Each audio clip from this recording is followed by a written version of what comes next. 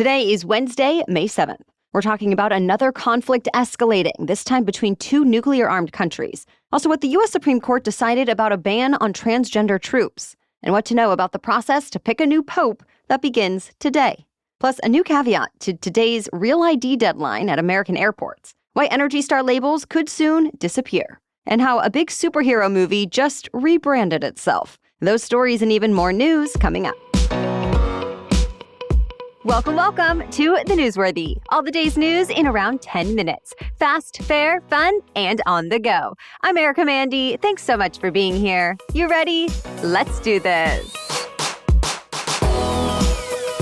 In what's seen as a major escalation overseas, India launched military strikes on Pakistan. They come more than 2 weeks after tourists were killed on the Indian side of Kashmir, a terror attack India blames on Pakistan. Though Pakistan says it wasn't involved, and it views yesterday's strikes as an act of war that killed civilians, so it will retaliate. India is saying its strikes only hit terrorist infrastructure. The neighboring South Asian countries have fought 3 wars over Kashmir since their independence from Britain in the 1940s. Kashmir is controlled in part by India and in part by Pakistan, but both countries claim it in its entirety. And now there's fear they're on the brink of war again. At this point, the U.S. State Department says it's closely monitoring the flare-up in violence. President Trump himself called it a shame, saying he hopes the fighting ends quickly.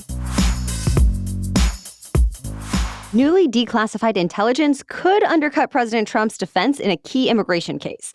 The case involves Trump using the Alien Enemies Act to quickly deport suspected Venezuelan gang members without giving them hearings first. When he first invoked the 18th century wartime law, the president said the gang is perpetrating an invasion of the U.S. at the direction of the Venezuelan government. Well, there's now an intelligence memo out from all 18 American spy agencies that largely concludes the opposite. It says most analysts believe Venezuelan authorities are probably not behind the gang's operations or migration into the U.S. So expect that memo to come up in courts as the Alien Enemies Act gets debated. Several different judges have already blocked the Trump administration from using it in their districts, but other cases are ongoing. The U.S. Supreme Court gave President Trump the go-ahead to keep transgender troops out of the military, at least for now. The justices decided to override a lower court order that said the ban could not be enforced while the case plays out in court. So now it can be, at least while transgender service members continue to challenge the policy. Their lawsuit says Trump's order to ban them is discriminatory and makes the military weaker by pushing away people who are qualified. But the Trump administration argues that instead of accommodating gender identities, the military needs to be focused on readiness. So the legal fight continues. And down the line, it might be up to the Supreme Court to weigh in on this case once again. The White House was the scene of another high-stakes meeting between President Trump and a top American ally. In the Oval Office, the new Canadian Prime Minister, Mark Carney, made it clear he would not consider Trump's suggestion of making Canada the 51st U.S. state. Or as he put it, quote, "It won't be for sale either." To which Trump said, "Never say never." Carney smiled and mouthed, "Never, never, never." But the two kept it civil. They also spoke about defense and trade, though no major agreements were announced. And the two leaders will meet again in person at the G7 summit next month. The Trump administration also announced a high-level meeting with a Chinese delegation happening this weekend. This will be the first major talk since President Trump imposed a 145% tariff on Chinese products coming into the U.S. China has since levied its own tariffs on American goods and made deals with other countries for products it typically gets from the U.S. But now it seems both sides are ready to at least talk. Meanwhile, negotiations with more than a dozen other countries are already underway. And even though Trump said yesterday, quote, "We don't have to sign deals," Treasury Secretary Scott Bessent said most deals should be wrapped up by the end of the year. The Catholic Church is working to pick a new pope. Today, 16 days after Pope Francis died, 133 cardinal electors are gathered at the Vatican. They're taking part in the secretive, centuries-old ritual called a conclave. During this time, they stay in isolation and vote by secret ballot. To become pope, a candidate must receive more than 2/3 of the votes. If no decision is made today, voting continues into a second day, and so on. And there's no time limit. The shortest conclave on record took just 10 hours. The longest took nearly 3 years. More recently, with the last 3 popes, it took 2 or 3 days. After each round of voting, the paper ballots are burned along with a chemical that produces either black or white smoke, and crowds typically gather at St. Peter's Square to watch. If a pope has not been elected, black smoke rises from the chimney above the Sistine Chapel. If a pope has been elected, white smoke rises. We'll talk more about this whole process and why it all matters, whether you're Catholic or not, on our next special edition Saturday episode. So tune back in this weekend. More news is still coming up, but first, a quick moment to talk about our sponsor, Quince.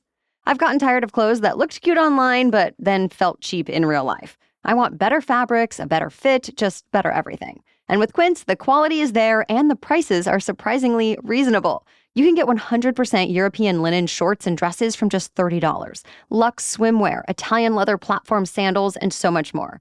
And yet everything with Quince is priced 50 to 80% less than what you'd find at similar brands.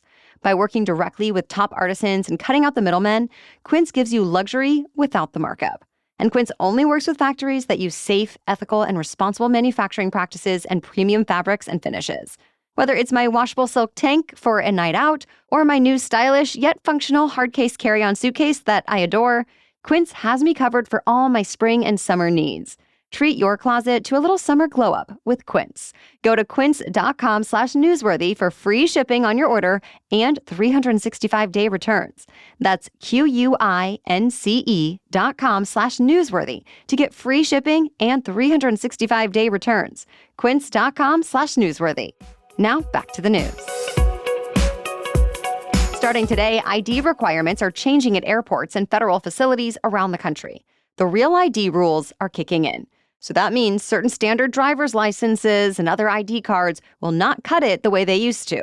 You'll need a Real ID compliant license or another acceptable document like a passport, military ID, or permanent resident card.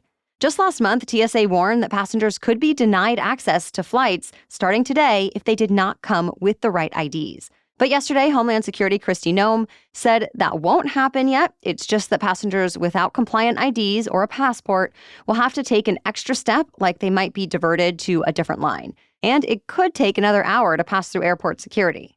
We did get into some more details about these new requirements and other summer travel trends on a recent special edition Saturday episode, so we'll add a link to it in today's episode notes as well. Energy Star and its iconic blue labels have certified the efficiency of home appliances for more than 3 decades. But now, several reports cite sources who say the Trump administration is planning to end the program. The White House has not officially commented, but says it plans to dissolve the office that oversees Energy Star as a way to cut costs, effectively ending it. That said, the decision could draw pushback on Capitol Hill since Energy Star has historically gotten bipartisan support. Nearly 3 dozen trade industry groups and appliance companies also specifically asked the Trump administration not to end Energy Star, saying it's a good example of cooperation between the public and private sector that helps save Americans money. To be clear, Energy Star is not a regulation, it's a voluntary partnership. But Trump also tried to end funding for Energy Star during his first term, saying it wasn't essential to the core mission of the EPA. Of course, this is just one of many programs on the chopping block as the government is restructured. One of America's largest pharmacy chains has gone bankrupt again. Rite Aid refiled for bankruptcy for a second time, barely 7 months after exiting Chapter 11. It's still struggling to keep up with competitors, has run into issues with theft, and has seen prescription reimbursements decline. So the chain now says it's looking for a buyer, and another bankruptcy will help. Stores will stay open through the process. Of course, it's not the only company going through this right now. Weight Watchers also filed for Chapter 11 bankruptcy protection yesterday. The company has been struggling with sinking sales in the face of weight loss drugs and changing health habits. But through bankruptcy, the company says it plans to slash debt and stay in business. So current members should not notice any difference. While some companies are struggling, others are booming, especially those in artificial intelligence. For example, OpenAI may be on the verge of making its largest acquisition yet. Bloomberg says the ChatGPT maker agreed to buy Windsurf for $3 billion. That's an AI-assisted coding tool that could complement ChatGPT's current coding capabilities. But so far, no official announcement. Meanwhile, the largest food delivery service in the U.S. seems to be on a buying spree. DoorDash announced 2 multi-billion-dollar acquisitions yesterday. For starters, it bought London-based Deliveroo for nearly $4 billion. That will expand DoorDash's reach to more than 40 countries. It's also acquiring hospitality tech company 7Rooms for $1.2 billion. That will give DoorDash a reservations platform similar to OpenTable or Resy that works with more than 13,000 restaurant groups. DoorDash has already been surpassing Wall Street expectations this year, and the company says consumer demand remains strong. Marvel Studios has changed the name of its big summer blockbuster less than a week after it came out. Instead of Thunderbolts with an asterisk at the end, it's now called The New Avengers. The studio posted a video of the film's cast ripping the original title off the poster, and giant billboards promoting the movie were changed to read The New Avengers. Same with the poster on ticketing websites like Fandango. The marketing push is actually kind of a spoiler, but we won't tell you any more than that. The same cast is expected to be back next summer for a movie that already has Avengers in the title. That one is called Avengers Doomsday. That's it for the main news today, so now it's time for Work Wednesday, when we break down one interesting career or work-related news story every Wednesday. But first, this episode is brought to you by ZocDoc. Have you already felt the effects of spring where you live? I mean, listen, I love spring, but this time of year also tends to come with some extra sniffles for kids and adults with allergies or sensitivities. And we're not totally out of sick season yet either. But thanks to ZocDoc, allergy relief and other care you and your family need is a little easier to find. ZocDoc is a free app and website where you can search and compare high-quality in-network doctors and click to instantly book an appointment. I love having this very specific search function at my fingertips so I don't waste my time calling around a bunch of doctor's offices that don't take my insurance. Been there, done that, no thank you. ZocDoc has more than 100,000 doctors across every specialty, from mental health to dental health, primary care to urgent care, and more. And you can filter for doctors who take your insurance, are located nearby, and are highly rated by verified patients. So stop putting off those doctor's appointments and go to ZocDoc.com/newsworthy to find and instantly book a top-rated doctor today. That's ZocDoc.com/newsworthy. ZocDoc.com/newsworthy. Okay, now back to Work Wednesday. New college graduates are entering a tougher job market than last year's, and last year's had it worse off than the class before that. As the Federal Reserve Bank of New York reports, recent grads' unemployment rate is about 6% as compared to the overall rate of about 4%. And the share of new graduates working jobs that don't require degrees hit more than 41%. The market is taking a lot of new grads by surprise. ZipRecruiter did a survey in March of more than 3,000 seniors and recent graduates. It found more than 80% of them expected to start working within 3 months of graduating, but analysts don't expect it to work out that way for nearly that many of them. Of course, it depends a lot on their field. Graduating seniors who plan to go into government or policy work, as well as those who wanted to work at a university or a consulting firm, are up against some of the steepest odds. But some companies say they actually plan to increase graduate hires this year. They include those that work with software products, energy, and manufacturing. Healthcare and finance are also considered safer bets right now. Thank you so much for listening today, and a special shout out to our Newsworthy Insiders for all your support of the show. If you aren't an insider yet, you can sign up for a free trial to become one. It gives you access to ad-free episodes, so check it out at thenewsworthy.com/insider. And Wondery Plus subscribers, you can listen to episodes of The Newsworthy ad-free in the Wondery app. All right, we'll be back tomorrow to keep you in the know. Until then, have a great day.